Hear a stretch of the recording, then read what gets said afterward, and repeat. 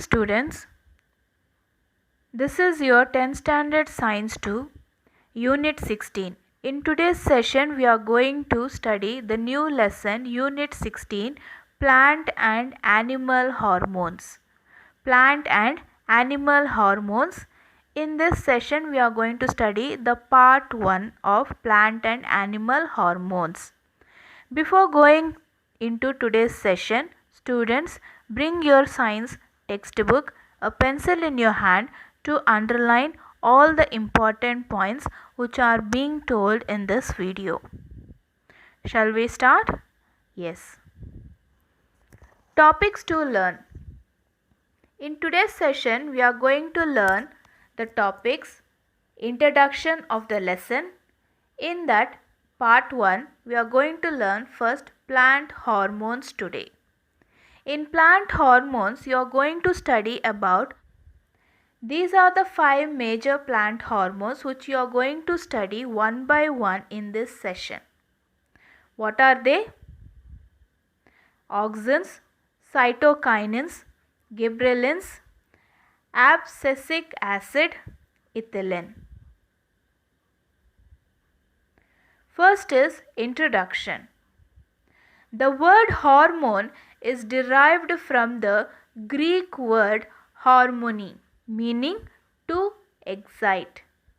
To excite. The function of control and coordination in plants is performed by chemical substances produced by the plants called plant hormones. So, the function, that control and coordination that happens in the plant, the growth, the fruit formation, everything is done by a chemical substance which is produced inside the plant by plant hormones. Are you clear, students? In plant hormones, today's part 1 topic is plant hormones. Plant hormones are organic molecules that are produced at extremely low concentration in plants.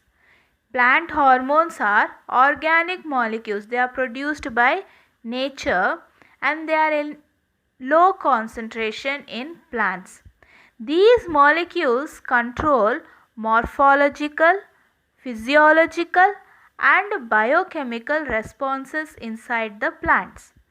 What does these hormones do inside the plant?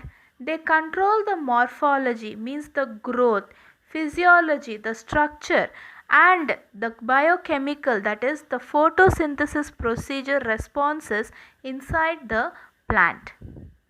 Plant hormones are of two types, growth promoters and growth inhibitors. Growth promoters is nothing but they promote the growth, they help the plant to grow.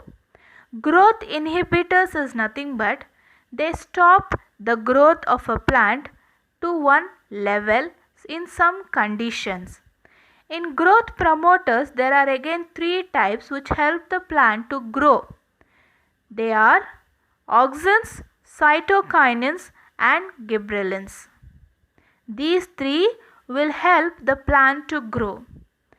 Growth inhibitors are 2 types, means they stop the growth of a plant because of few conditions like environmental conditions or lack of nutrition value in the plants. They are ethylene and abscisic acid. So students, note down this mind map in your science classwork. It is very important and very easy for you to study. Plant hormones that are also called as phytohormones. Phyto means plant which is producing hormones. Plant growth promoters, plant growth inhibitors, as I have mentioned in the previous slide. Let's study one by one. Auxins. Auxins other name is to grow. To grow. It helps in growth. It was introduced by Kogel and Hagen Smith in 1931. Underline, students. Auxins are produced at the tip of stem and roots. Underline. From where they germinate to zone of elongation. Elongation means the stem starts growing till the top. The stem starts growing. The stem starts elongation. Charles Darwin 1880 observed growth and curvature of grass Coleoptile. The grass name is Phalaris canariensis coleoptilis. He came to the conclusion that some influence was transmitted from the tip of the coleoptile to the basal region. The influence was later identified as auxin by Wendt. So Charles Darwin, what he saw is something is happening in the plant which is making the plant to grow towards the light. There is some influence, something is happening, somebody is influencing the plant to grow. He told only that something is influencing the growth. But Wendt, a scientist, he told the influencing substance is said to be auxin. How? He did an experiment that is said to be Wendt's experiment. What it is? Wendt's experiment. Let's see that. Students, can you see this picture? This is about Wendt's experiment. It is very important. Fritz Warmolt Wendt is the scientist name. In 1903 and 1990, a Dutch biologist demonstrated the existence and effects of auxin in plants. He wanted to know what does this auxin do in the plant, how much is it important for a plant. He did a series of experiments in Avena coleoptilis.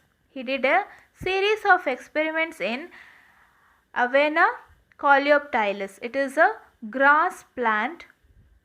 This is Wendt's experiment in which he shows that auxins are the main chemical reactions which help the plant to grow. How? He described through an experiment. First, he took a plant, Avena coleoptilis grass plant. He cutted a tip of a leaf and he placed, you can see the red color auxins over here. On the tip it is there. Okay, the tip. The auxins are present on the tip when it is attached to the plant. Actually, it will help to grow further elongation. But when he cutted the tip, you can see the tip was placed on the agar block and slowly these auxins are moving down. In his second experiment, what he did, he continued to place this tip on the agar plate for 1 hour.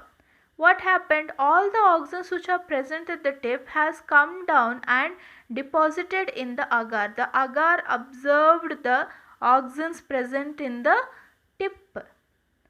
When the agar block is observed, what did Wendt do? He took this agar block which has all the auxins observed from the tip and kept it on the edge of the cut part of the leaf. After some time, he observed that there was a growth seen in the leaf, and also the auxins are being observed by the plant from the agar, which is helping it to grow more. From his experiment, Wendt concluded that a chemical diffusion from the tip of the coleoptilis was responsible for growth, and he named it as auxin, meaning to grow. Are you clear, students, with this experiment? This is very important experiment. Next is types of auxins. Auxins are classified into 2 types, natural auxins and synthetic auxins. Natural auxins means auxins occurring in plants are called natural auxins. Normally, by nature, when the auxins are produced in plant, they are called natural auxin. They are indole acetic acid IAA, indole propionic acid IPA, indole butyric acid IBA, phenyl acetic acid PAA. These are the natural oxygens which are produced inside the plant by nature.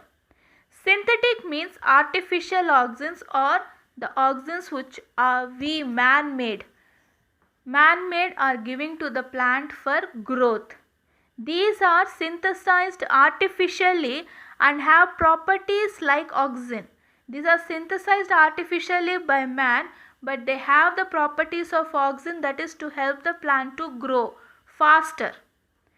They are 2,4-dichlorophenoxyacetic acid, 2,4,5-trichlorophenoxyacetic acid, naphthalene acetic acid NAA. Are you clear, students, the difference between natural and synthetic? Yes. Physiological effects of oxygens. In physiological effects, what actually happens to the structure of the plant? Oxygens change the structure of the plant. So what are those effects? Oxygens bring about a variety of physiological effects in different parts of the plant body. First one, oxygens promote the elongation of stem, which makes them to grow. Underline the bold letters in your textbook, elongation of stems. Oxygens induce root formation at low concentration and inhibit it at high concentration.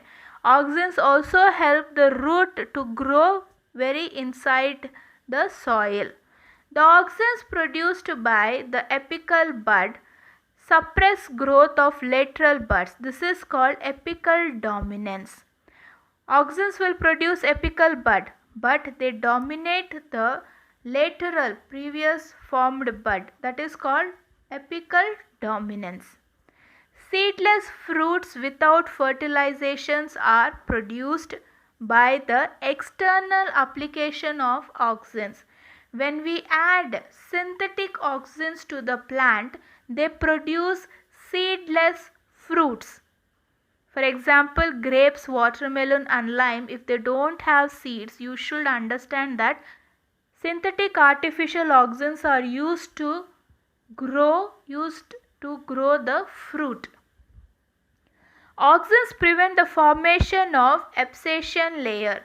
Oxygens, what they will do? They will not allow the plant to die. They will be going on continuously growing. This is what the physiological effects of oxygens is telling. Next is cytokinins. Cytokinins. Cytos means cell. Kinins means division. Cell division. Cytokinins means cell division. Underline.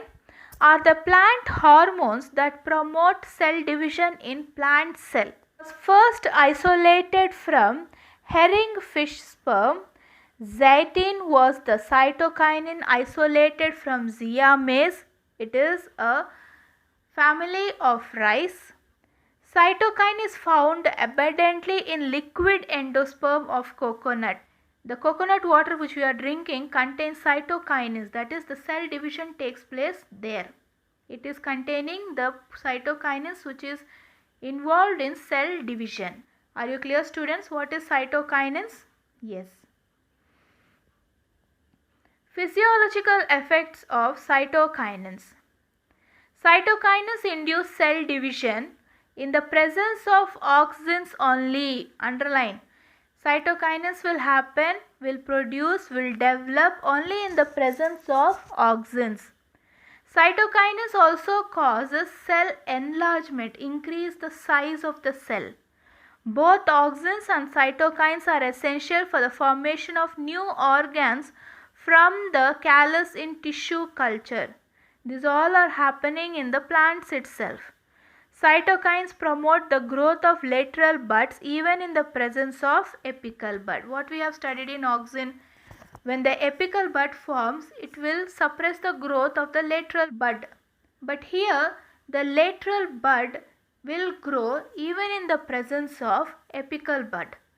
Applications of cytokinins delays the process of aging in plants. Applications means advantages of cytokinin is that if the cell division is going on continuously happening, the age of the plant does not decrease. The plant will be healthy. This is called Richmond-Lang effect. Richmond-Lang effect. Are you clear, students? Next is gibberellins. Gibberellins are the most abundantly found plant hormones. Curacao 1926 observed Bacony disease or foolish seedling disease in rice crops. Underline, this internodal elongation in rice was caused by fungus Gibberella fusicurea. The active substance was identified as gibberellic acid. Gibberellic acid.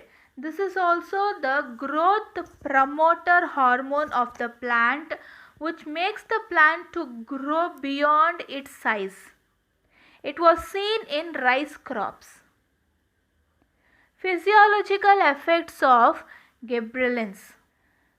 Applications of gibberellins. Advantages of gibberellins on plants: stimulate extraordinary elongation of internode, example corn and pea.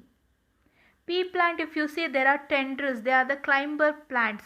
How come they are growing like that? Due to the presence of gibberellins, they produce tendrils which help them to grow extraordinarily. If you see the pea plant, it will be like a bulge, very huge, it covers the whole area. Treatment of rosette plant with gibberellin induces sudden shoot elongation followed by flowering. What happened? Rosette plant, they added gibberellin to that. Suddenly what happened? The stem started to grow with flowers. So this is called bolting.